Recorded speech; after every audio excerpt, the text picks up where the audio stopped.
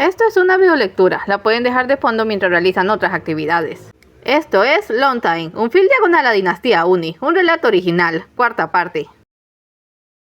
Emma se casó con un caballero llamado Douglas y se fueron a vivir a una de las tantas casitas en el emplazamiento del gremio. Una semana después, y con mucho más bombo, Coro contrajo matrimonio con Lady Aryana. Se casaron de mañana y la fiesta se extendió durante todo el día. Era bastante tarde cuando al fin la pareja pudo retirarse a las habitaciones de la joven, su primer lecho nupcial.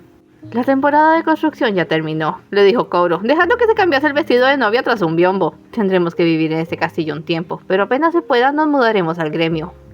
Está bien. No me hago la idea de abandonar este lugar. Lo sé, pero es el castillo del conde y yo no lo soy. Vamos, amor, permite que te vea.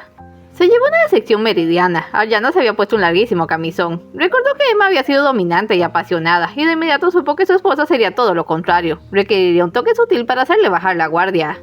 Ven conmigo. La condujo hasta la cama. Escucha, no haremos nada que no quieras. ¿En serio? Tenía lágrimas en los ojos. Estaba asustada. Ya estamos casados.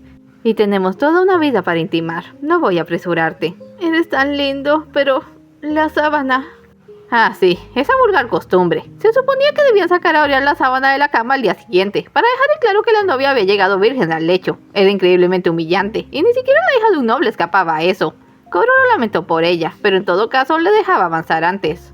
Confía en mí entonces. Comenzó a besarla con delicadeza. Jamás te haría daño. Kai. Se apretó contra él. Kai. No habría sitio para lamentaciones esa noche, y en la mañana la sábana colgaría como una bandera en el tendedero, dejando bien claro la virtud de la joven y la victoria de Coro.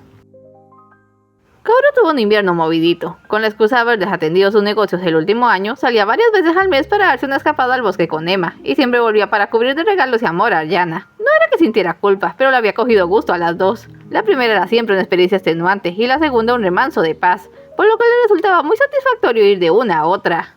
Su tiempo libre le era acaparado por el padrecito, y las lecciones de catolicismo de las que no se había logrado zafar. Le tenía leyendo la Biblia bajo vigilancia.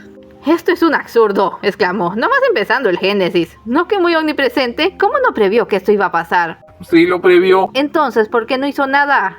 Quería probar la virtud del hombre. ¿Qué virtud? Si los hizo como niños y luego les dejó un arma a la mano. Dado los hechos y que debió saber el resultado de antemano, no tenía ningún derecho a enfadarse. Señor, sí que eres duro.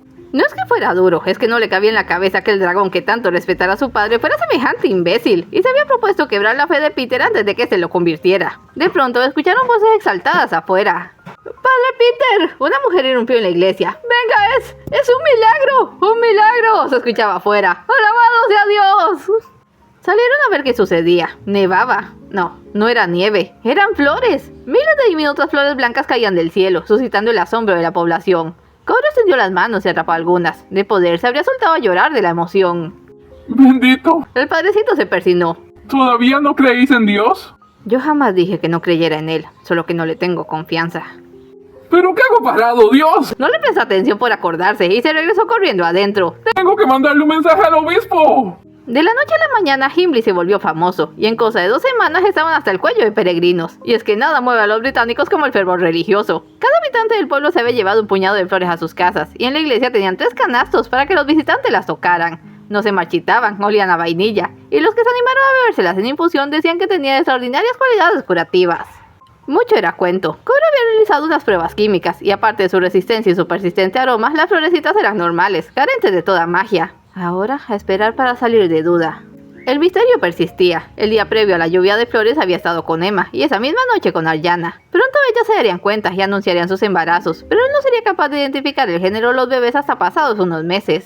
Uno que no cabía en sí de contento era Lord Wallace. Achacaba el milagro a lo satisfecho que estaba Dios con el cumplimiento de sus promesas y la bondad de su gente. Un día invitó a almorzar al obispo y se pasaron toda la tarde hablando en privado. Coro se preocupó cuando los vio despedirse dándose apretones de mano, pero no obtuvo más pistas hasta la semana siguiente, que fue a hacer una inspección al lugar de las obras. Los carpinteros ya están armando cimbras, le contaba Gregor. Hará más rápido levantar los muros en primavera. ¿Cómo va la bóveda? De momento era solo un cráter en medio del paisaje. Logramos excavar hasta la mitad, pero necesitaremos cuerdas y algún incentivo. Ya es más profundo de lo que cualquiera haya estado. Sabes que el dinero no es inconveniente. El constructor hizo un ruidillo inseguro. ¿Qué ocurre? Es Lord Wallace quien financia las obras. Lo sé. Bueno, ahora hay rumores. Dicen que ahora quiere una catedral en Himley. Cobro apretó los puños. Se lo había estado temiendo. Ni el conde más rico podía sufragar los gastos de 2 grandes construcciones, y sin duda pondría el prestigio de su pueblo sobre la promesa hecha a un extranjero. Sin su apoyo, levantar el castillo sería imposible. Buenas tardes. Emma apareció llevando una garrafa de agua. Gracias, cielo, ¿Sabéis la buena noticia? dijo, dirigiéndose a Coro y acariciando su vientre. Estoy esperando una criatura. Felicidades. No podía adivinar el género, pero por la conducta de la magia confirmó que era suyo. Douglas y yo estamos muy felices. Y yo también, niña, dijo Gregor. Viviré para ser abuelo. Sospecho que mi esposa puede darme una sorpresa cualquier día de estos. Pienso pasar más tiempo con ella. Forma sutil de decirle que se habían acabado las escapadas. Sobre lo que os dije, señor. Hablaré con el conde. Perded cuidado.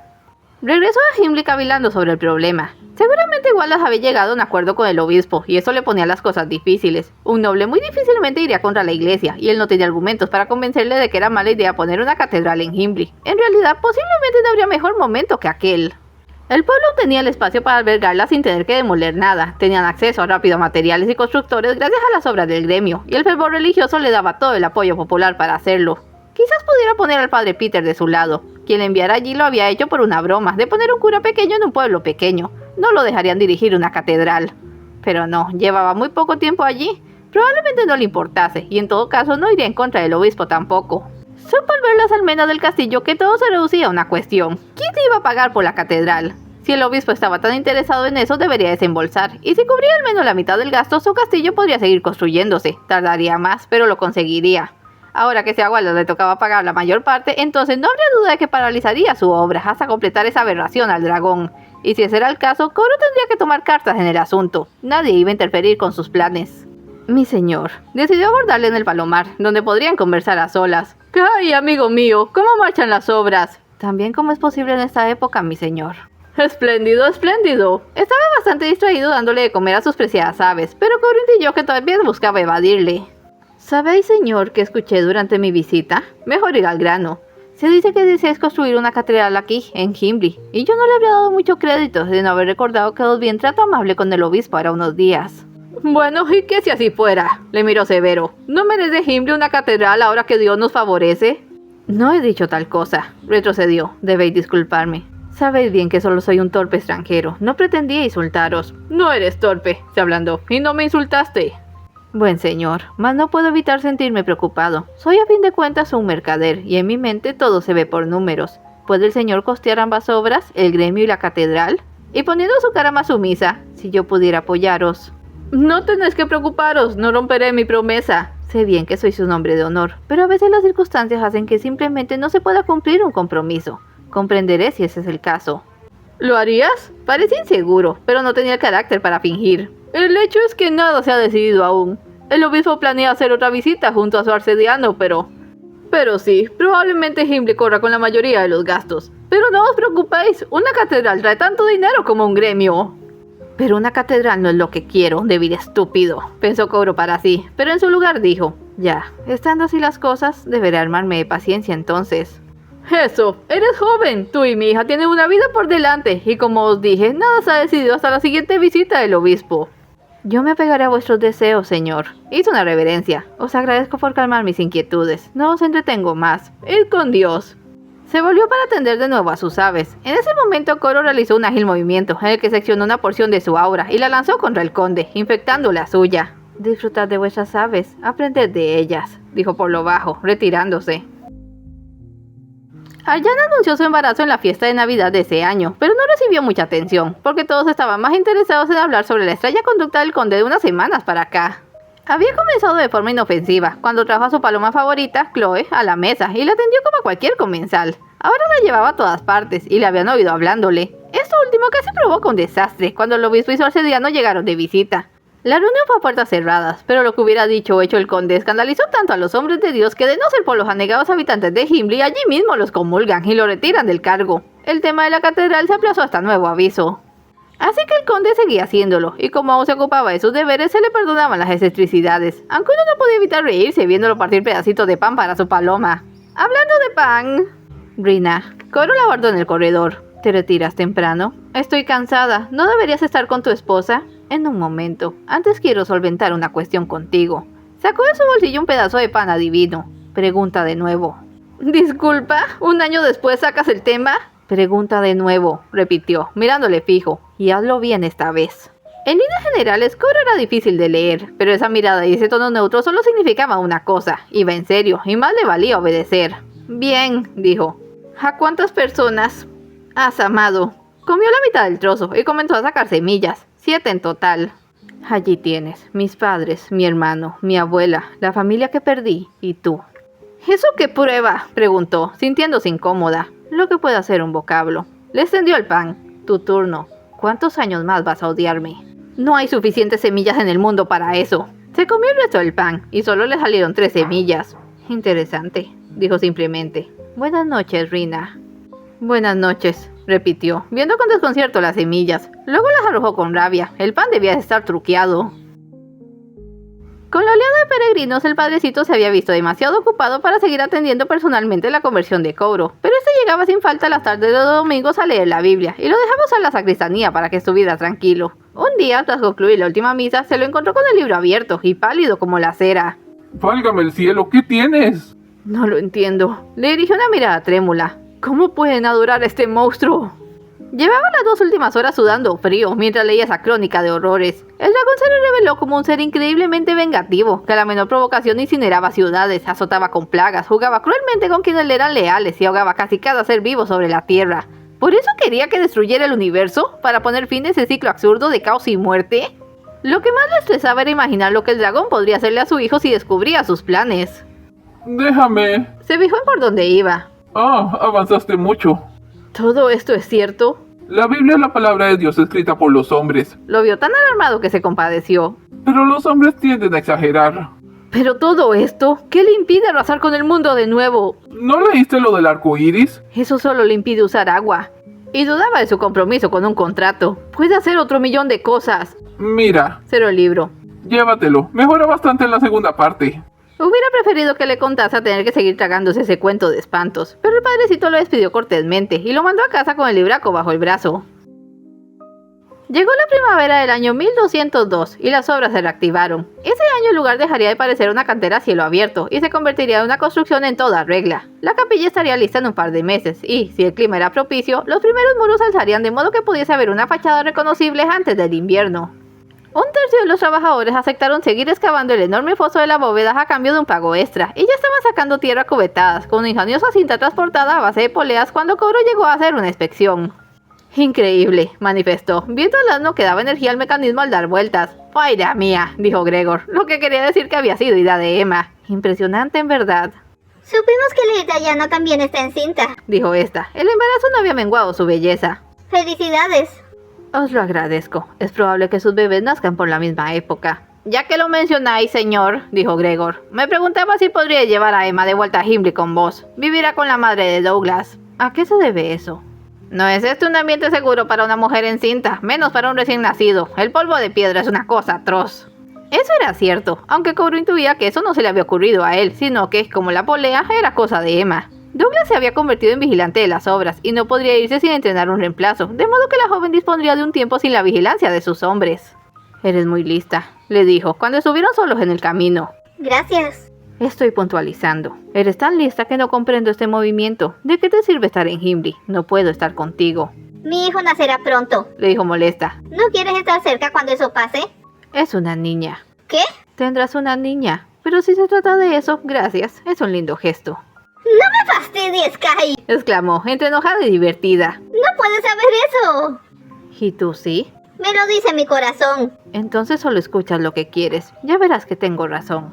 El resto del viaje fue tenso y silencioso, y cuando la dejó con su suegra se despidió fríamente. Cobro entendía por qué estaba tan molesta. Con un varón podía albergar ciertas esperanzas de que Cobro dejara a Yana por ella, o por lo menos le reconociera pese al escándalo y le proveyera. Una niña no le daba nada. Pero él en sí no podía estar más complacido, por la confirmación de que su hijo tendría la buena aventura de nacer como un noble. Aún de haber sido al revés las cosas, los próximos meses lo acercaron más a su esposa, y casi lo hicieron olvidar a su amante. Mientras que Emma mantenía toda su gracia y exuberancia, ganando color y viéndose más lozana, la delicada condesa parecía estar siendo consumida por la criatura en su vientre. Estaba pálida y cansada todo el tiempo. Koro buscó una respuesta, pensando en la última mujer que le diera un hijo, Miao, y enseguida entendió el problema. Ambas tenían aura de locura, pero Miao había sido una joven excéntrica y libre, cuyo único obstáculo era un padre y apenas valía de algo. Aryana había crecido con una condición y género que le reprimieron desde su primer día de vida. Su aura era débil y estaba aplastada por años de presión social, lo que obligaba a Koro a pasar todo el tiempo posible para darle fuerza con su propia aura. Claro que no se quejaba, haría los sacrificios necesarios para que su hijo naciera sano. ¿Crees que soporte el parto? Para arruinar la prioridad seguía siendo la seguridad de Aryana. En mi sueño ella estaba viva, me preocupa más que Galar nazca débil. ¿Galar? ¿Ya elegiste su nombre? Así lo llamaban en mi sueño. ¿Estás realmente comprometido con esto? Podría ser nuestra única oportunidad. ¿Nuestra? Escúchame, quiero que estés cerca de Aryana en todo momento. Sacó algo de su bolsillo. Espero estar presente cuando dé a luz, pero de no ser así, tú debes hacerte cargo. Lo que le dio fue un pequeño sello de cobertura. Claro, su hijo varón nacería viéndose como un uni. Alguien tendría que ponérselo disimuladamente para no suscitar mayor alarma. Algo similar había en el caso de la niña. Podía o no nacer con las distintivas marcas uni en los ojos, pero como no siempre ocurría, se limitó a prevenir a Emma y darle un ungüento especial que las cubriría sin levantar sospechas.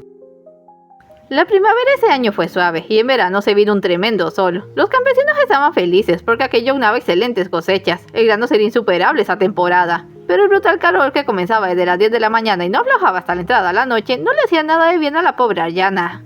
Daba pena verla resollar por el peso de su vientre y sudando a mares por los condenados vestidos de lana que debió usar en público. Preocupado por la posibilidad de que le diera algo y el niño naciera al helado, Koro se arriesgó a usar su magia para mantenerle fresca la habitación. Desapareció 2 días y regresó con un cubo de hielo dentro de un cofre. Esto te hará sentir mejor, querida. La de preguntas que tuvo que responder por esos días. ¿De dónde había sacado hielo en verano? Pues de las montañas. ¿Cómo no se derretía? Para eso era el acerrín. ¿Cómo lograba un cubo solito enfriar por completo un cuarto? Pero bueno, ¿qué importaba más? ¿Un misterio o la salud de su mujer y su hijo? Allí les daba la espalda y se iba sin dar más explicaciones. Con toda la atención puesta en Aryana, Koro ni se enteró del nacimiento de su hija con Emma, hasta un día en que se asomó a la ventana y la vio caminando por allí, sin su vientre de embarazada y con algo en brazos. Dio un respingo y atinó a sentirse abochornado. ¿Estás bien, amor?, le preguntó su esposa. Sí, recordé que debo ver una cosa. Volveré en un momento. Rina, que estaba enseñando a tejer a Julie en el cuarto, frunció el ceño al verle salir tan deprisa. Se asomó a la ventana y vio a Emma. Ella no se sobresaltó, sino que se quedó helada y se mordió el labio. Ya le iba a escuchar cuando regresara. Koro casi voló hacia el patio y salió del castillo. Emma se detuvo al verle. Lo estaba esperando. Emma, Me preguntaba cuánto más tendría que estar asoleándome antes de que salieras. dijo con sequedad. No me hables así en la calle, replicó, esperando que nadie se parase a oírles. Tu bebé, Nuestro bebé. precisó en baja voz. Se acercó y lo descubrió un poco. Era una linda niña y afortunadamente se parecía a su madre. Tenía el cabello cobrizo y unas lindas pecas, pero sobre sus ojos se apreciaban las distintivas marcas uni. También había heredado el aura de Emma. Parecía sana. Tuviste razón, es una niña. Es hermosa. Vio que nadie los observase y bajó más la voz. No puedo reconocerla, pero es mi hija. Cualquier cosa que necesites. Kai, por favor. Le miró con dureza. Yo sabía desde el principio que ibas a escogerla a ella. No necesitamos tu lástima. Emma, Yo te quiero. Creo que no voy a dejar de quererte nunca. Pero prefiero que te mantengas lejos de mí y mi hija. eso le dolió. Él no podía sentir amor, pero sentía apego. Y no le hacía precisamente feliz tener que negar a su propia hija. Claro que entendía el razonamiento de Emma, y una vez más se encontró admirando su madurez, inteligencia y espíritu independiente. De poder sentir, se dijo, puede que sí la quisiera. Está bien, solo dime cómo pensabas llamarla. Mertin. ¿Mertin? Ese es un nombre de varón. Es un nombre, y como no estuviste conmigo cuando nació, no tienes derecho a objetarlo. Claro, Mertin. Podríamos decirle Mary o May. Emma dio un resoplido y se marchó, aplicándole las suyas de dejarlo con la palabra en la boca. Claro, ¿qué más daba como podría él decirle? Ya no era su problema. Suspiró y se regresó al castillo. Mertin. No era un nombre falto de originalidad, al menos. Debería agradecer que no me fue peor, agregó. Claro, con Emma no, pero más tarde apenas Rina le tuvo a solas, allí sí se la armó. ¡Te metiste con ambas! Por amor al cielo, Rina, ¿qué esperabas? ¿Que lo dejase a la suerte? ¿Qué será de esa niña? ¿Qué con ella? Es una niña, no tiene poderes. Mientras Emma no descuide las marcas, nadie sabrá que es mía. Tiene un padre que es caballero y una situación estable. Está mejor que mucha gente en esta época. ¿Y si se descubre? Me haré responsable entonces. Sé que tiene la peor opinión de mí, pero jamás abandonaría a uno de mis hijos sin un motivo de peso. Claro, te sirve mejor tenerlos cerca para usarlos cuando mejor te conviene. Golpe bajo. Estaba aduciendo a sus hijas gemelas, producto de su primer matrimonio oficial, a quienes convirtiera en poderes. En ese momento tuvo el impulso de regresarle el golpe y le dijo lo más hiriente que se le ocurrió. ¿Por qué te importan tanto mis hijos? Tú ya has reemplazado a la tuya. Golpe bajísimo, y la respuesta automática fue una buena bofetada. Ojalá el infierno sea tal y como dicen, Kouro, porque allí vas a terminar. Rina, ella se fue antes de que pudiera terminar. Lo siento. Galar nació la noche más calurosa de aquel verano abrasador. Cuando Kouro escuchó quejarse a Aryana, pensó que era por sofoco y que el hechizo del hielo se había pasado, pero luego ella apretó su brazo con tanta fuerza que lo despertó por completo. Kai, creo que el bebé ya viene. Tamaño problema. Se suponía que Rina debía estar durmiendo en una esquina del cuarto, justo en caso de que eso ocurriera. Pero por su estupidez no estaba allí, y seguramente no podría ir a llamarla. No confiaba en nadie más. En unos momentos los gritos de Aryana alentarían a todo el castillo. ¡Kai! Tranquila, yo me haré cargo. Ya que, a estrenarse como partero y esperar que en su estado Aryana no notara nada más extraño que eso. Había dispuesto todo lo necesario y sabía que debía hacer, pero no había esperado tener que hacerlo. Incluso cuando su primer hijo había nacido, tuvo la suerte de que Miao fuera lo bastante fuerte y remigrosa para querer parir a solas. Pero Aryana no sería capaz de sostener ese trance sin apoyo. La ayudó a acomodarse y calentó agua con un conjuro. Todo fue bien hasta que le indicó que abriera de piernas y ella se dio cuenta de que no había otra mujer en el cuarto. ¿Qué estás haciendo? Respira despacio, Debes. ¿Qué crees que haces? Buscó cubrirse. ¡Llama a la partera! Buen momento para que le brotara el carácter. Kouro maldijo mentalmente el pudor inglés. Soy tu esposo y lo que viene es mi hijo, y no hay nada allí que no haya visto ya. ¡Apártate! Hizo una morisqueta de dolor. Aryana. Nada, se le había cerrado en banda. No puedes hacerme esto ahora. Yo no sé cómo hagan las cosas en tu país, Kai, pero tú no vas a tocarme mientras nace mi bebé. Acto seguido de un alarido. Ya estaba Kouro por noquearlas a ver si así, cuando la puerta se abrió de golpe y entró Rina. ¡Quítate de allí! Lo empujó. ¿Cómo puedes ser tan idiota? ¡Sal de aquí! Rina, tú, ¡que salgas! Obedeció. Fue afuera y se apoyó en el lindel de la ventana para tomar aire. ¿Quién lo diría? Su apatía común no le había servido de nada en una situación así. Podía escuchar clarísimo los gritos de Aryana, y ya estaban apareciendo más personas a ver qué era el escándalo. Le recorrió un escalofrío. De hecho, hacía frío. De pronto el calor infernal que se había estado acumulando todo ese verano se disolvió como si fuera un efecto de la criatura. Bien, cuando él había nacido hubo un eclipse solar. Miró al cielo en espera de la señal mágica. Vino 10 minutos después, cuando los gritos fueron reemplazados por un fuente de llanto, y los cielos se cubrieron con una esplendorosa aurora boreal. Kouro estuvo observándola un rato. Pensó que parecía un dragón de colores. Cuando al fin se desvaneció, se puso firme, respiró hondo y regresó a la habitación. Allí estás. Rina le recibió con una sonrisa de sincero alivio. El resto de la familia ya estaba en el cuarto. El conde estaba que se deshacía en mimos para con su nieto. Yuri había estado llorando de susto porque había creído que su hermana se iba a morir, y Harold todavía trataba de calmarla. En cuanto a Aryana, por primera vez desde que la conocía, le pareció verla fuerte y hermosa. Se acercó con cautela y dio una mirada al niño en sus brazos. Se le parecía. Era menudo y lánguido, pero no tenía su aire femenino, sino unas facciones curiosamente duras para un bebé. Ya se adivinaba el grandioso destino que le aguardaba. ¿Me dejarías cargarlo? Luego del mal rato que le había hecho pasar, lo mejor era ser cauto. Pero Aryana no estaba enfadada con él. En la tensión del momento se hace y se dice de todo. Le sonrió y le pasó a su hijo. Era tan ligero como aparentaba, y tan pequeñito. Como había estado pegado al pecho de su madre, no se fijó hasta entonces. Había nacido con los ojos abiertos y miraba a su alrededor con cierto asombro. Le habían contado que él había nacido justo así, aunque el pequeño no parecía asustado. Se preguntó si sus ojos serían especiales, o qué sería lo que le hacía mirar con tanta atención a las personas. Tenía tantas dudas, tenía tantas ganas de verlo crecer. Mi hijo, Galar. Apoyó su cabeza contra la suya y susurró: tú nos salvarás a todos. Hubo una gran fiesta para celebrar el nacimiento de Galar, y comenzó en la iglesia con su bautizo. El padrecito había ejecutado los preparativos para aquello tan sutilmente que Kouro estaba convencido de que lo había hecho así sabiendo que se opondría, aunque en realidad no tenía ni voz ni voto en el tema. De poder estaría furioso. Sentía que esas gotitas de agua que ponían sobre su niño era una señal indeleble para que le reconociera el dragón. ¿No habías terminado ya con la Biblia? Le evitó preguntar. Lo hice. La segunda parte es muy sermoneadora. Dios parece un individuo diferente y el final, francamente, me confunde. Cuestión de interpretación, pero ya que estamos, ¿por qué no pasas y te bautizo también? Había esperado que no se le ocurriera justo eso. Galar estaba llorando, su pobre niño. Ahora solo había una forma de quitarle al dragón de encima, tentarle con una presa mayor. De acuerdo, me someterá al ritual. No lo digas así, ni que fuera brujería. Hasta Rita se sorprendió cuando lo vio recibir el sacramento, porque sabía que se estaba tragando cada gramo de su orgullo en el proceso. Al fin comprendo a mi padre, le comentó este durante la fiesta en el castillo. Todos los sacrificios que hizo por protegerme. Claro que su amenaza era real. Puede ser. ¿Puede ser? Le miró extrañada. ¿Esa es tu réplica?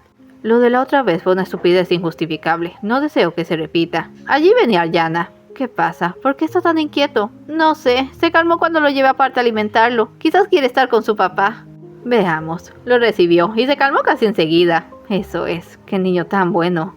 Rina ya lo había visto en el rol de padre con su primer hijo, Oguchi. No lo hizo mal entonces, pero era claro que las circunstancias le hacían sentir predilección por Galar. Y sería esa cercanía excesiva lo que lo llevaría a identificar ciertos problemas a buen tiempo. Como que a Galar no le gustaban las multitudes. Con 2 o 3 personas en el mismo cuarto no había lío, pero más que eso y se soltaba a llorar como si le aquejara algún dolor. Koro se preguntaba si no sería producto de alguna percepción extrasensorial. Es todo por hoy. No se vayan sin dejar un like y un comentario y nos vemos en la siguiente parte.